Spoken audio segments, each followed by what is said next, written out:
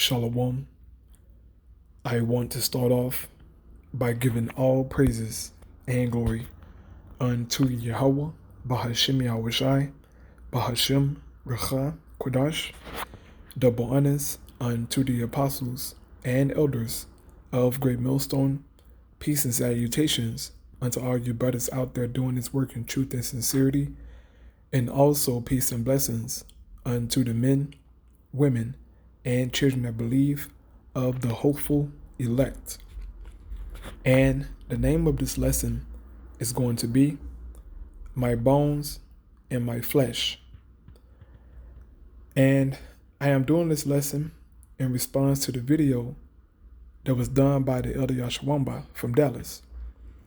And in his lesson, he was basically explaining what does it mean by Eve being made from Adam's rib, and Adam calling her, Adam saying, she is now bone of my bones and flesh of my flesh. And what does it mean? Now, if you listen to the Christian church, they will tell you that Eve was literally made from Adam's rib, all right, to show Adam how important Eve was to him, okay? By taking his rib, let him know that his woman is a part of him, or that she was made out of him, all right? This is the Christian church understanding.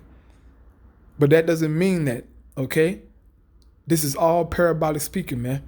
And I wanted to show you in the Holy Scriptures, just laughing back off the elder brother video, and Lord willing this be edifying. And in this lesson, I wanted to focus on the part where he says, my bone and my flesh, okay? Because this is not the first time that this saying is mentioned in the Holy Scriptures, all right? When Adam said that Eve was his bone and his flesh, meaning that she was of his family line, all right? Of his kinsman, okay? That's what he meant by that, man. And I'm going to prove it to you in the Holy Scriptures. So starting here in Genesis 2:21, it says, and the Lord God caused a deep sleep to fall upon Adam, and he slept, and took one of his ribs, and closed up the flesh instead thereof. And the rib which the Lord God had taken from man made he a woman, and brought her unto the man. And Adam said, this is now bone of my bones, and flesh of my flesh. She shall be called woman, because she was taken out of man. And as I said, if you listen to the Christian church, they take this literally, all right? But let's get some understanding on my bones and my flesh. Now, let's go to Genesis chapter 29 and start at verse 10. Now, this is concerning our forefather Jacob. It says, and it came to pass, when Jacob saw Rachel, the daughter of Laban, his mother's brother, and the sheep of Laban, his mother's brother, that Jacob went near, and rolled a stone from the well's mouth, and watered the flock of Laban, his mother's brother. And Jacob kissed Rachel, and lifted up his voice and wept. And Jacob told Rachel that he was her father's brother, and that he was Rebekah's son. And she ran and told her father. And it came to pass, when Laban heard the tidings of Jacob his sister's son, that he ran to meet him, and embraced him, and kissed him, and brought him to his house. And he told Laban all these things. Verse 14, and Laban said to Jacob, surely thou art my bone and my flesh. And he abode with him the space of a month. Now, my question to the Christian church is this. Did Jacob come from Laban? Did God take Laban's rib and make Jacob? Did he actually take, a Laban bones in his flesh and made Jacob? Because here it is, Laban saying that Jacob is his bone and his flesh. What does he mean by that? He said it because Jacob was of his family, man. Jacob was his nephew. So that's what he meant by that, man. He was of his family, my flesh, my bones. And as we say in the world, we say, this is my flesh and blood, brother, or, this is my flesh and blood cousin, It's just just a way of expressing, saying, look, this is my family. That's all that it means, man. But let's get another example, okay? This is the book of Judges,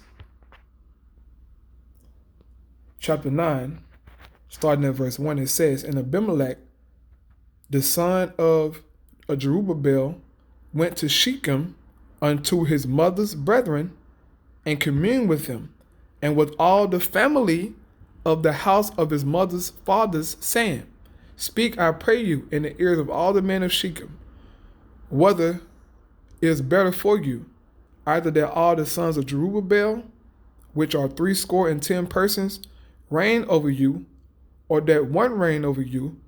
Remember also that I am your bone and your flesh. What did Abimelech mean by that? When he was talking to the family, to his family, man, of his mother's father, right? He said, remember also that I am your bone and your flesh. Did God take bone and flesh from all his family and made Jerubbaal? No. That's a rhetorical question, man. He's saying, I'm your family, okay? That's all he is saying.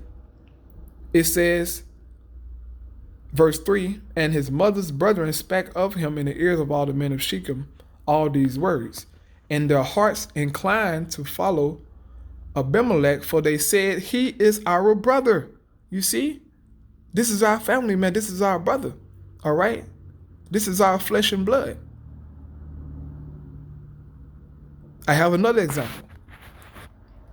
This is the book of 2 Samuel, chapter 5, starting in verse 1.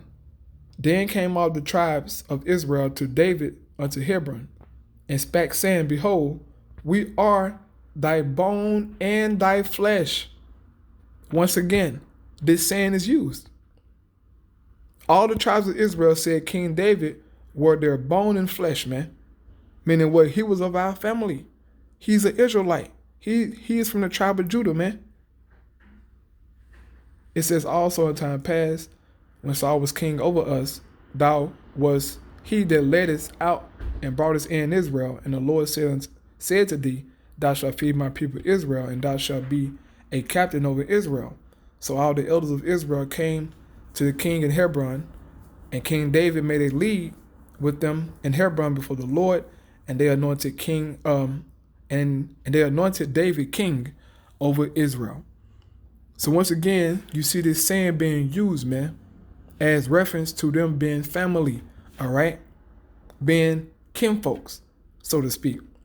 And I have one more example in the book of 2 Samuel,